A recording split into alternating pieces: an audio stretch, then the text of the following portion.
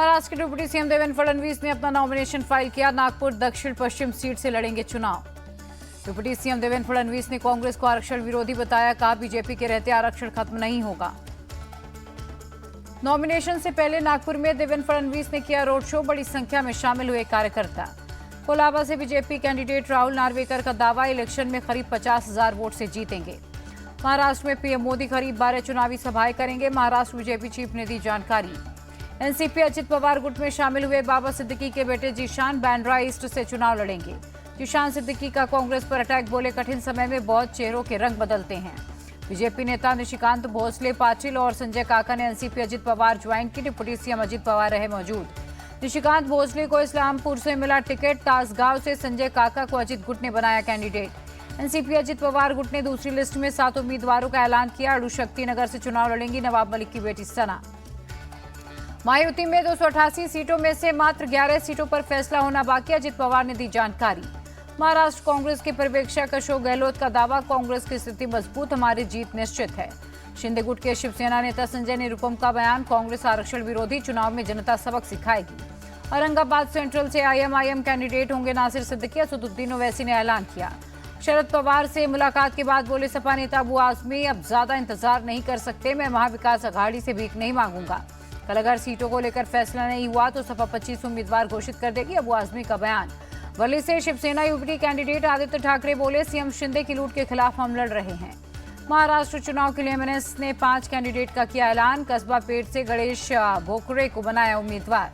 JMM ने उम्मीदवारों की 5वीं लिस्ट की जारी। झारखंड के जामा से लुइस मरांडी को बनाया गया कैंडिडेट। झारखंड के सरायकेला से बीजेपी प्रत्याशी चंपाई सोरेन ने भरा पर्चा। का स्थानीय नेता मौजूद रहे। झारखंड की सिली सीट से आजसू चीफ सुदेश महतो ने किया नॉमिनेशन फाइल। सीएम हिमंता रहे साथ। 13 या 14 नवंबर को देवघर में चुनाव प्रचार के लिए जाएंगे पीएम मोदी। गोड्डा से बीजेपी सांसद निशिकांत दुबे ने दी जानकारी। निशिकांत दुबे बोले, अंत तक झारखंड में चुनाव एक तरफा हो जाएगा, दूसरी पार्टियों में भगदड़ मची है। कोडरमा से आरजेडी कैंडिडेट सुभाष यादव को लेकर बोले डिप्टी सीएम विजय सिन्हा, राजद दारू और बालू माफियाओं की पार्टी है। झारखंड चुनाव में पहले फेज के कैंपेन के लिए बीजेपी स्टार प्रचारकों की लिस्ट जारी। पीएम मोदी, सीएम योगी समेत कई दिग्गज करेंगे प्रचार। झारखंड के जामताड़ा से बीजेपी कैंडिडेट सीता सोरेन की दो टूक। अपशब्द के लिए कांग्रेस कैंडिडेट इरफान अंसारी माफी मांगे। यूपी के डिप्टी सीएम केशव प्रसाद मौर्य ने सपा पर निशाना साधा। कहा सपा का पीडीएफ फर्जी है। केशव प्रसाद मौर्य बोले, जनता ने एसपी की साइकिल को पंचर करने का मन बनाया है। अखिलेश यादव का केशव मौर्य पर पलटवार, कहा वो खुद फर्जी हैं। यूपी उपचुनाव पर बोले अखिलेश, सपा और कांग्रेस मिलकर बीजेपी को हराएंगे। महाराष्ट्र चुनाव में महायुति की महाहार होगी, अखिलेश यादव का दावा। बटोगे तो कटोगे स्लोगन पर बोले अखिलेश, बीजेपी के पास महंगाई बेरोजगारी जैसे मुद्दे पर जवाब नहीं होता है तो ऐसे स्लोगन देती है। यूपी में अन्याय और जंगलराज का बोलबाला है, एकजुट होकर एनडीए को हराएंगे। यूपी कांग्रेस चीफ अजय राय का बयान। यूपी उपचुनाव में खैर सीट पर बीएसपी ने उतारा कैंडिडेट, पहल सिंह को दिया गया है टिकट। बिहार उपचुनाव पर बोले आरजेडी नेता मृत्युंजय तिवारी, चारों सीट पर एनडीए का सुपड़ा साफ होगा। बिहार उपचुनाव पर बोले जेडीयू नेता नीरज कुमार, विकास के काम पर चुनाव में मांगेंगे वोट। गुजरात की वाप सीट पर उपचुनाव के लिए बीजेपी ने प्रत्याशी घोषित किया। स्वरूप जी सरदारजी ठाकुर को बनाया कैंडिडेट। हरियाणा विधानसभा में नए विधायकों का शपथ ग्रहण। सीएम सैनी, मंत्री अनिल विज ने ली शपथ। हरविंदर कल्याण चुने गए हरियाणा विधानसभा के नए स्पीकर। सीएम सैनी ने रखा था प्रस्ताव। हरियाणा कांग्रेस के विधायक विनेश फोगाट बोली, विधानसभा में जनता के मुद्दे उठाऊंगी। सत्ता पक्ष और विपक्ष को मिलकर विकास का काम करना चाहिए, विनेश फोगाट का बयान। राजस्थान के पूर्व सीएम अशोक गहलोत बोले, प्रदेश का विकास ठप हो गया, सरकार विकास पर फोकस करे। राजस्थान में समय पर पेंशन नहीं मिल रहा, छात्रों को स्कॉलरशिप में मिलने में देरी है। अशोक गहलोत ने उठाए मुद्दे। राजस्थान कांग्रेस चीफ गोविंद डोटासरा का दावा, उपचुनाव में 7 सीट पर जीतेंगे।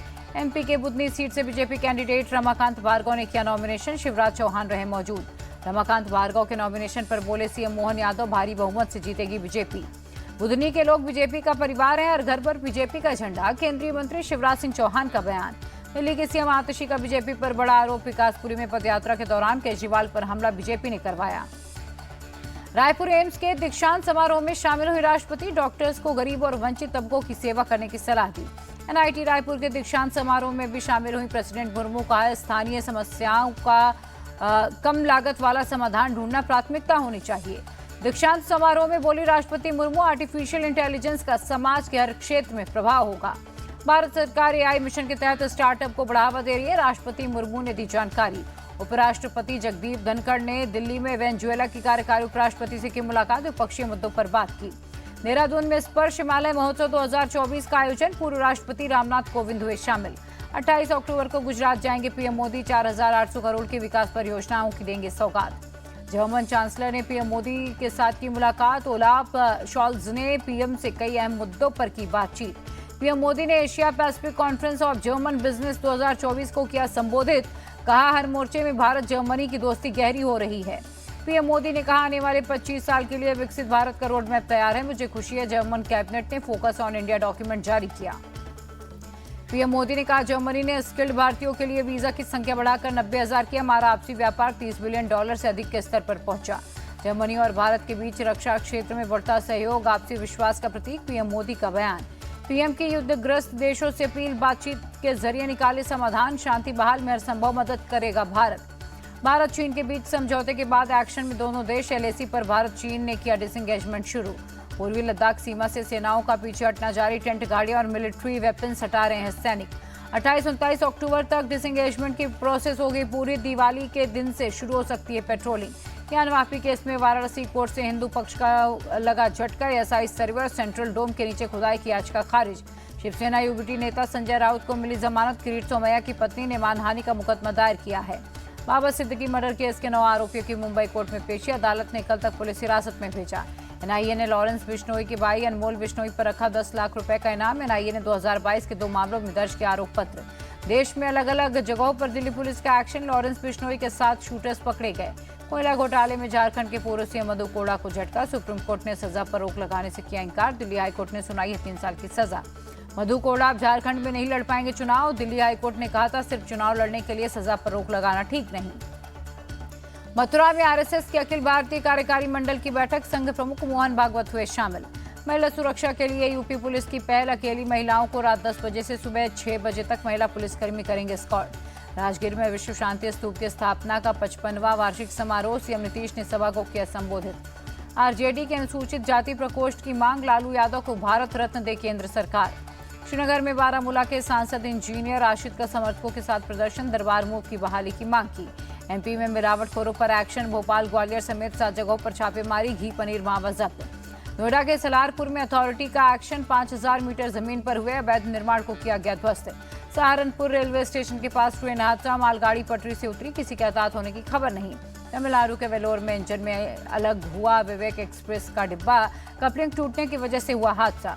विमानों में बम ब्लास्ट की धमकी का नहीं थम रहा सिलसिला, 27 फ्लाइट्स में बम की मिली धमकी।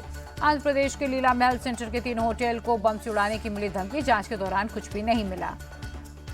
गाजियाबाद के कौशाम्बी में टाइगर कैफे में पुलिस का छापा, कैफे मालिक समेत 3 लड़कियां और 5 लड़कियां हुई अरेस्ट।